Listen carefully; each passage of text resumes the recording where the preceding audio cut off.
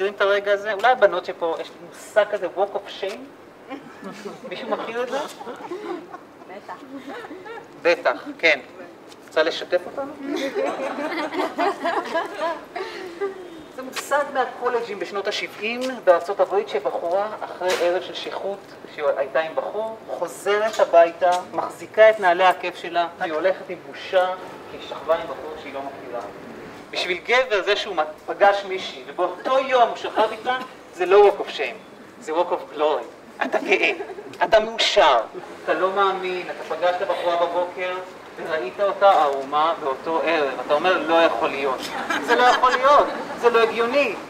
עכשיו, איך אתם הגברים תדעו שהגעתם להקשיב לעצות שלי כשנמאס לכם? כשאתם כבר הולכים בבוקר ומרגישים כמו אותה בחורה מהקולג' עם נעלי העקב. אתם הולכים ומעריכים את החולצה ואין שם לחתור. כשאתם שם, אתם בשלים להתחיל בסיור, להתחיל בלקרוא את הספר, אולי לבוא לסדנה אישית איתי. אתם יכולים להתחיל לחשוב, לעבור מסטוץ לקשר.